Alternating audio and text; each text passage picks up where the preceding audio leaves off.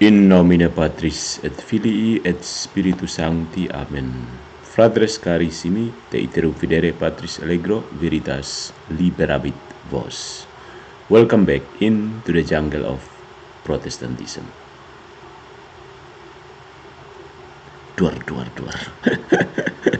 Oke, untuk katekese kita pada malam hari ini, saudara-saudariku yang terkasih dalam Kristus, kita akan membahas tentang justifikasi atau dalam bahasa Indonesia yang coba diterjemahkan meskipun tidak terlalu persis adalah pembenaran.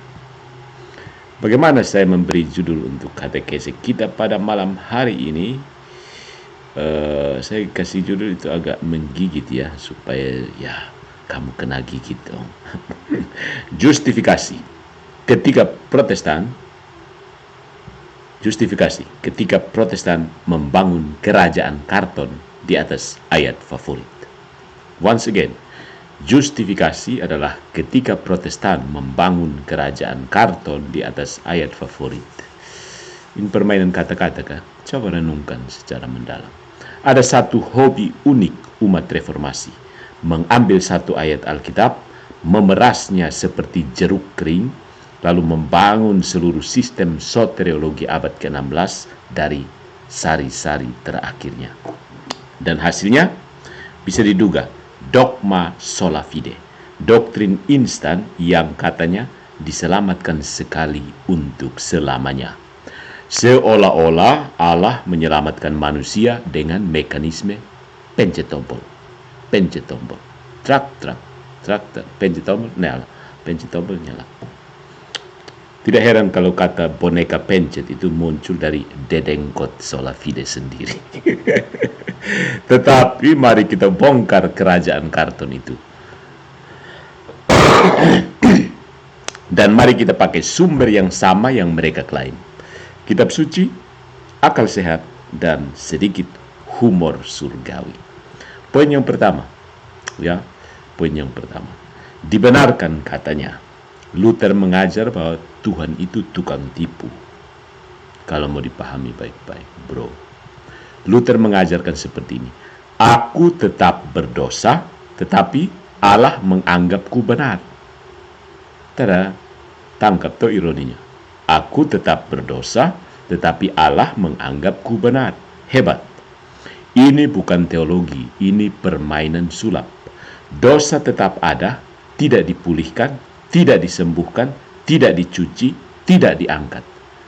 Hanya ditutup tirai sambil Tuhan berkata, aku pura-pura tidak lihat ciluk, Pak. Begitu. Kalau begitu, Allah berubah menjadi hakim yang memberi vonis berdasarkan ilusi, bukan realitas. Seringkali ya saya bilang keselamatan Protestan itu ilusi dan halusinasi. Ternyata betul juga ya. Ini bukan keselamatan, ini legal fiction, kebohongan legal. Nah, Katolik menjawab, Tuhan tidak menipu dirinya sendiri. Jika dia menyebutku benar, itu karena dia menjadikanku benar.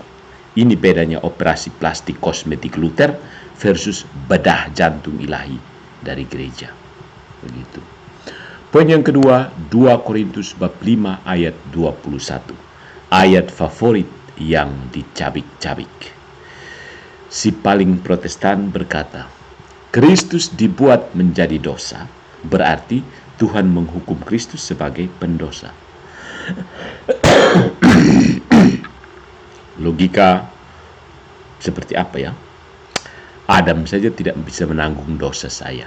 Bagaimana anak Allah dijadikan penjahat untuk menutupi kesalahanmu? Sontau diri namanya. Kalau premisnya benar, maka Tuhan menghukum orang tidak bersalah. Ketidakadilan. Tuhan mengimputasikan kesalahan pada yang suci. Ketidakadilan tahap 2. Dan doktrin ini mereka sebut Injil murni. Yang murni hanyalah kekacauannya.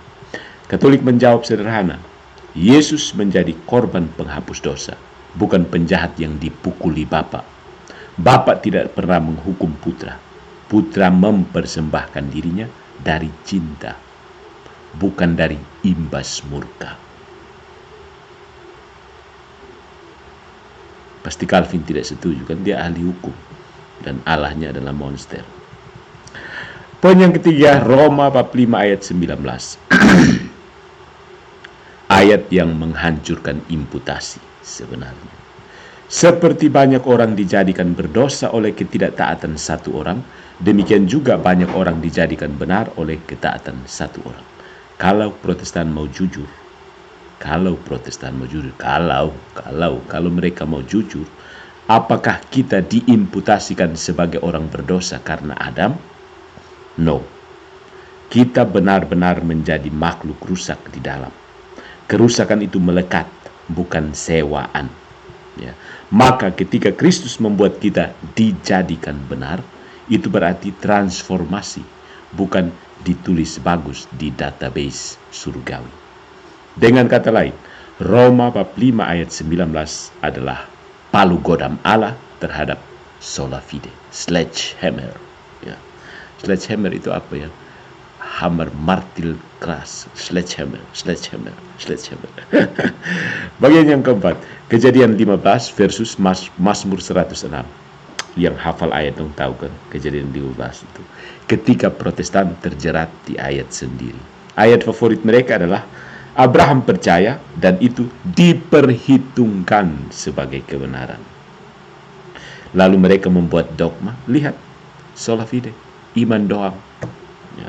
Tetapi mereka tidak pernah baca Mazmur 106 ayat 31. Tindakan Finehas diperhitungkan sebagai kebenaran. Tindakan Finehas diperhitungkan sebagai kebenaran. Kalau formula Luther benar, maka Kejadian bab 15 sama dengan justifikasi oleh iman saja. Kemudian Mazmur 106 sama dengan justifikasi oleh perbuatan saja. Silahkan Protestan, pilih yang mana. Pilih yang pertama, konsisten secara logis, tapi menjadi bidat baru. Atau dua, tidak konsisten, tapi tetap reformis. Katolik mengambil jalan ketiga, Alkitabiah. Iman memulai, perbuatan menyempurnakan. Tidak ada konflik. Yakobus sudah selesai menampar Luther ribuan tahun sebelum Luther lahir. Kok bisa ya ditampar sebelum lahir? Ya iyalah, bisa dong. Yang kelima, ada seorang apologet bernama Jimmy Akin. Ada yang kenal? Jimmy Akin menembak tepat di jantung sola fide. Coba baca. Akin itu menunjukkan paradoks maut. Jika kebenaran Kristus yang sempurna diimputasikan penuh, maka semua orang Kristen harus punya kemuliaan setara dengan Kristus di surga. Dan karena Protestan sendiri menolak gagasan ini, atau coba Protestan kan bermacam-macam varian kan, berarti dogma imputasi runtuh. Seperti teologi yang dipaku pada tiang listrik saat hujan deras. Puitis bukan? Poin yang keenam, Titus bab 3 ayat 4-7. Ayat yang mengubah setiap reformis menjadi Katolik kalau dibaca pelan-pelan. Ayat itu berkata seperti ini. Diselamatkan oleh pembasuhan kelahiran kembali, bukan oleh perbuatan, supaya kita dibenarkan. Perhatikan urutannya. Yang pertama, regenerasi. Ya kan, regenerasi. Cari tahu apa itu regenerasi. Yang kedua, pembaruan Roh Kudus. Yang ketiga, baru kemudian justifikasi. Dengan kata lain, justifikasi adalah hasil dari perubahan batin, bukan sekedar deklarasi eksternal. Ya. Reformis membaca ayat ini sambil menutup mata di bagian pertama. Ya, tapi begitulah cara baca. Makanya disebut heretik kan. Pilih. Silakan pilih-pilih bang.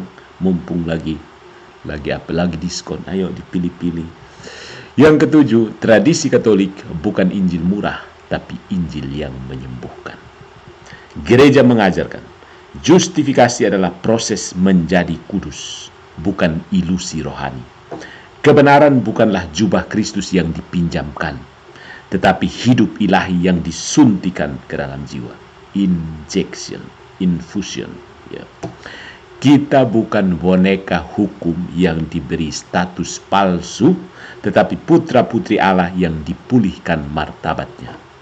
Protestantisme mengajarkan keselamatan seperti ini analoginya.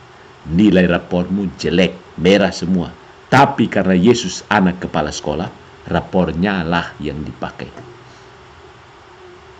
Katolik berkata, Allah tidak mengakali keadilannya. Dia mengubah dirimu dari dalam. Your inner self have to be transformed, not to be to be said you are right. Jadi ketika doktrin Protestan melarut seperti kertas kena hujan November rain, nothing lasts forever, even cold November rain, apalagi doktrin Protestan. Sola fide tampak indah dari jauh ya, tampak secara retorik gagah berwibawa. Tapi begitu disentuh seperti putri malu, teologinya runtuh, filosofinya cacat, dan etos moralnya tidak bertahan 5 detik.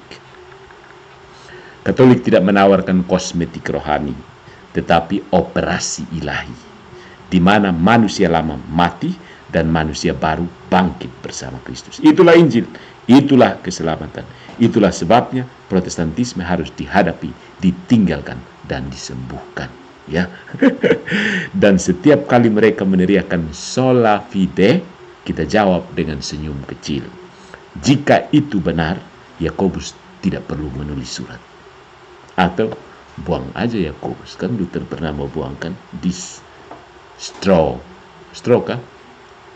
Terus pokoknya itu surat jerami lah. Kenapa masih dipakai? So, my friends, keep calm and stay away from Protestantism.